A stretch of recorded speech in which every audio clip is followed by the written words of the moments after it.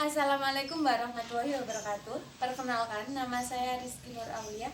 NIM saya 181141038. Saya berasal dari D3 Radiologi semester 4. Di sini saya akan menyampaikan materi tentang interaksi radiasi dengan materi.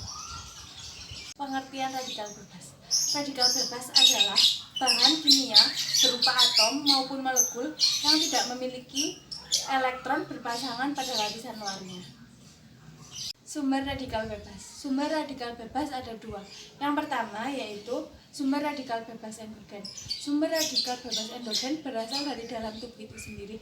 Contohnya yaitu mitokondria, enzim, dan yang ketiga yaitu fagosit. Sumber radikal bebas yang kedua yaitu eksogen.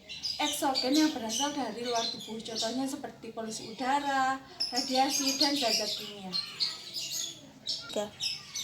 Pembentukan radikal bebas. Mekanisme terbentuknya radikal bebas dimulai dari endogen maupun eksogen. Reaksi peroksida lipid, membran, dan sitosol yang mengakibatkan terjadinya serangkaian reduksi asam lemak sehingga terjadi kerusakan membran dan organel sel. Interaksi radiasi dengan materi ada 4. Yang pertama, interaksi radiasi dengan PUVA. Yang kedua, interaksi radiasi dengan antioksidan protein. Dan yang ketiga yaitu interaksi radiasi dengan DNA. Dan yang keempat, interaksi radiasi dengan materi yang dilaluinya. Interaksi radiasi yang pertama yaitu interaksi radiasi dengan PUVA. PUVA atau asam lemak tak jenuh merupakan asam lemak rantai panjang yang mengandung 2 atau lebih ikatan tangkap. Interaksi radiasi yang kedua yaitu interaksi radikal bebas antioksidan protein. Kerusakan protein dan asam nukleat lebih tahan terhadap radikal bebas daripada PUVA, sehingga kecil kemungkinan dalam terjadinya reaksi berantai yang cepat. Serangan radikal bebas terhadap protein sangat jarang terkecuali bila sangat ekstensif. Hal ini terjadi hanya radikal tersebut mampu berakumulasi. Pengertian antioksidan. Antioksidan merupakan senyawa pemberi elektron atau reduktan yang memiliki berat molekul kecil tetapi mampu menginaktifkan berkembangnya reaksi oksidasi dengan cara mencegah terbentuknya radikal. Stres oksidatif adalah keadaan di mana jumlah radikal bebas di dalam tubuh melebihi kapasitas tubuh untuk menetralkannya. Artinya, intensitas proses oksidasi sel-sel tubuh normal menjadi semakin tinggi dan menimbulkan kerusakan yang lebih banyak. Interaksi radiasi yang ketiga yaitu interaksi radiasi dengan DNA. DNA adalah asam nukleotida yang terbuat dari rantai panjang nukleotida. DNA merupakan genetik yang mengandung informasi genetika yang akan diwariskan ke generasi selanjutnya. Satu nukleotida terdiri dari fosfat, glukosa, dan basa nitrogen. Kerusakan DNA. Kerusakan DNA terjadi apabila susunan molekul tidak dapat diatasi. Terjadi sebelum replikasi, maka akan terjadi mutasi. Radikal oksigen dapat menyerang DNA jika terbentuk di sekitar DNA pada radiasi biologis. Kerusakan DNA akibat serangan radikal bebas disebut kerusakan DNA tidak langsung, karena radikal yang terbentuk dapat berdistribusi ke seluruh tubuh dan mempengaruhi organ-organ lain. Interaksi radiasi yang keempat yaitu interaksi radiasi dengan proses interaksi elektron dengan media yang dilalui. Radiasi adalah pancaran energi melalui suatu materi atau ruang dalam bentuk panas, partikel atau gelombang elektromagnetik, cahaya atau foton dari sumber radiasi. Radiasi terbagi atas menjadi 2. Yang pertama radiasi alami dan yang kedua radiasi buatan. Dampak interaksi radiasi dengan materi. Ada 2 dampak. Yang pertama secara fisika. Jika energi diserap oleh material kimia, hanya dapat membuat energi dalamnya bertambah sehingga keadaannya menjadi tereksitasi, tetapi tidak menyebabkan perubahan jenis material tersebut. Yang kedua, secara kimia. Bila interaksi antara material kimia dan radiasi menyebabkan keadaan material kimia menjadi tereksitasi dan lebih lanjut mengalami perubahan jenis nuklida atau molekul-molekulnya. Interaksi radiasi partikel alfa dan ion positif. Radiasi partikel alfa dianggap sebagai partikel ion positifnya dari isotop nuklida dan helium.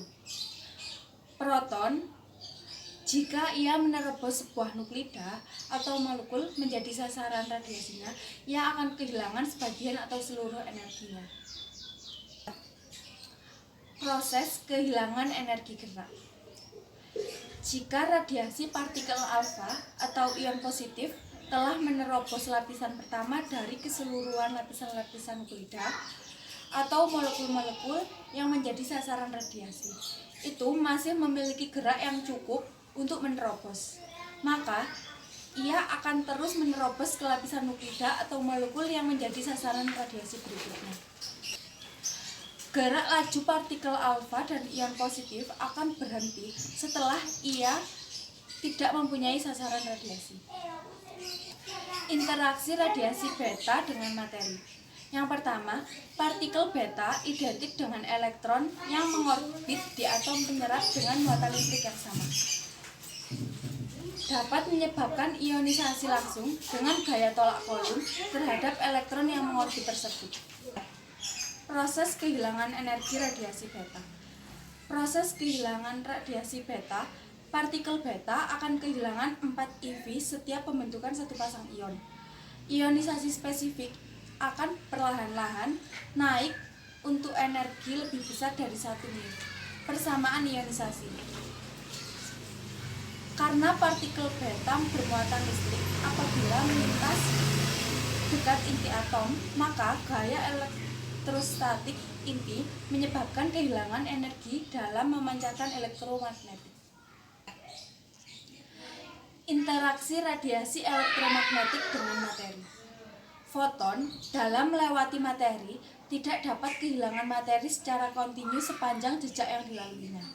Sebaliknya, dalam 2 atau 3 proses fundamental foton berinteraksi dengan materi, maka semua energi foton dipindahkan ke medium suatu interaksi.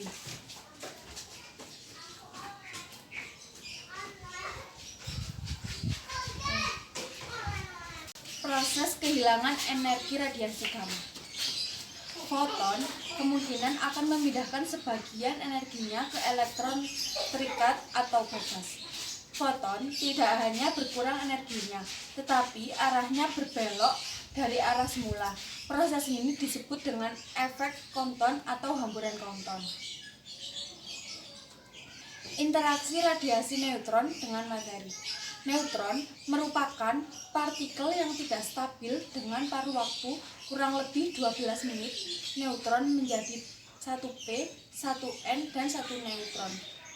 Neutron tidak bermuatan, sehingga tidak dipengaruhi oleh magnet atau medan elektrostatis.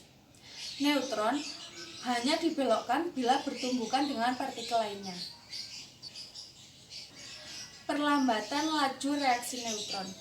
Dapat reaksi hamburan nuklida dapat mengurangi energi neutron sehingga neutron menjadi lambat. Dampak interaksi radiasi beta dengan materi. Efek yang ditimbulkan oleh radikal bebas. Dalam jumlah yang berlebihan, radikal bebas dan oksidan dapat mengakibatkan proses penghancuran yang disebut dengan oxidative stress. Suatu proses penghancuran yang mempengaruhi struktur sel seperti protein, lipid, lipoprotein, dan DNA.